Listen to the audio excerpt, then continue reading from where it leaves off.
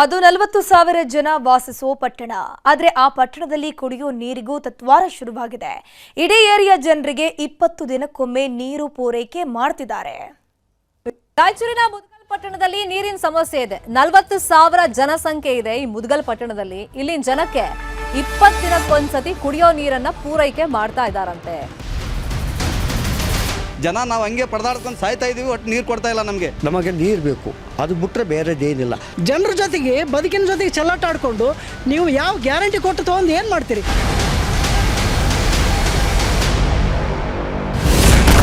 ಮುದಗಲ್ ಜನರಿಗೆ ಹನಿ ನೀರಿಗೂ ಹಾಹಾಕಾರ. 20 ದಿನಕ್ಕೊಮ್ಮೆ ಬರುತ್ತೆ ಕುಡಿಯೋ ನೀರು. ನೆತ್ತಿ ಸುಡೋ ಬಿಸಿಲು ಧಗಧಗಿಸ್ತಿದೆ. ಮನೆಯಿಂದ ಹೊರಗೆ ಕಾಲಿಡೋದಕ್ಕೂ ಜನ ಹೆದರ್ತಿದ್ದಾರೆ. ಎಷ್ಟೇ ನೀರು ಕುಡಿದ್ರೂ ಬಾಯಾರಿಕೆ ನಿಲ್ತಿಲ್ಲ.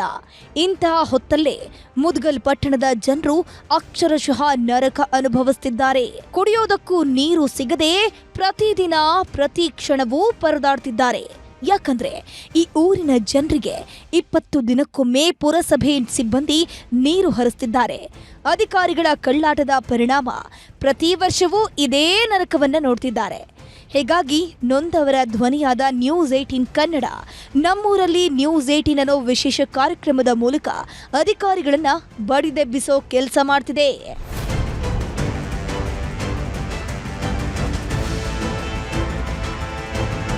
ಮುದಗಲ್ ಜನರ ನೀರಿನ ದಾಹ ನೀಗಿಸಬೇಕು ಅಂತಾನೆ 4 ವರ್ಷದ ಹಿಂದೆ 33 ಕೋಟಿ ವೆಚ್ಚದಲ್ಲಿ ಯೋಜನೆ ರೂಪಿಸಲಾಗಿತ್ತು. ನಗರದ 2 ಕಡೆಗಳಲ್ಲಿ ಓವರ್ ಹೆಡ್ ಟ್ಯಾಂಕ್ ಕಾಮಗಾರಿಗೆ 4 ವರ್ಷದ ಹಿಂದೆಯೇ ಚಾಲನೆ ನೀಡಿದ್ರು. ಆದರೆ ಇವತ್ತಿಗೂ ಈ ಕಾಮಗಾರಿ ಕಂಪ್ಲೀಟ್ ಆಗಿಲ್ಲ. ಗುತ್ತಿಗೆ ಪಡೆದ ಆಂಧ್ರ ಮೂಲದ ಗುತ್ತಿಗೆದಾರ ಟ್ಯಾಂಕ್ ನಿರ್ಮಾಣ ಕಾರ್ಯವನ್ನ ಅರ್ಧಕ್ಕೆ ನಿಲ್ಲಿಸಿ ಎಸ್ಕೇಪ್ ಆಗಿದ್ದಾನೆ. ಹೀಗಾಗಿ ಕಾಮಗಾರಿ ಅಂತ ತಂದಿದ್ದ ಮೆಟೀರಿಯಲ್ಗಳೆಲ್ಲವೂ ಕೂಡ ಕಳ್ಳಕಾಕರ ಪಾಲಾಗಿವೆ. ಸರ್, ಮುದ್ಗಲಲ್ಲಿ ಏನು ಕುಡಿಯೋ ನೀರಿನ ಸಮಸ್ಯೆ ಐತಲ್ಲ, ಇದು ಇಂದು ನಿನ್ನೆ ಅದಲ್ಲ, 7-8 ವರ್ಷಗಳ ಸಮಸ್ಯೆ ಇದಾಗಿದೆ. ಇಲ್ಲಿ ಏನಿಲ್ಲ ಅಂದರೆ ನೇರವಾಗಿ ಹೇಳೋದಂದ್ರೆ ಇದು ರಾಜಕಾರಣಿಗಳ ಒಂದು ಚೆಲ್ಲಾಟ. ಒಂದ್ ಕಡೆ ಗುತ್ತಿಗೆದಾರನ ಕಳ್ಳಾಟವಾದ್ರೆ ಇನ್ನೊಂದ್ ಕಡೆ ರಾಜಕೀಯ ಜಿದ್ದಾಜಿದ್ದು ಜೋರಾಗೆ ನಡೀತಿದೆ.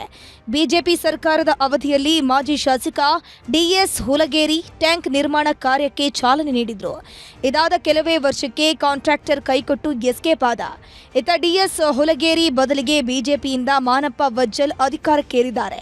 ಹೀಗಾಗಿ ರಾಜಕೀಯ ಜಿದ್ದಾಜಿದ್ದು ಶುರುವಾಗಿದ್ದು, ಒಬ್ಬರು ಅಭಿವೃದ್ಧಿ ಮಾಡಿದ್ರೆ ಇನ್ನೊಬ್ಬರಿಗೆ ಕ್ರೆಡಿಟ್ ಹೋಗುತ್ತೆ ಅಂತ ಈ ಕಡೆ ಕಣ್ಣೆತ್ತಿಯೂ ನೋಡ್ತಿಲ್ವಂತೆ. ಎಲ್ಲ ರಾಜಕಾರಣಿಗಳು ಈ ಸಂದರ್ಭದಲ್ಲಿ ಹೇಳೋದು ಧಿಕ್ಕಾರ ಹೇಳ್ತೀವಿ ಸರ್. ಮೊದಲು ನೀರು ಕೊಡ್ರಿ ನಮಗೆ ಭಿಕ್ಷೆನ. ನಾವು ನಿಮ್ಗೆ ಓಟ್ ಹಾಕಿದ್ದೀವಿ, ನೀವು ಇವತ್ತು ಯಾವ ಪಕ್ಷದಿಂದ ಆರಿಸಿ ಬರೋಲ್ರಕ್ಕ.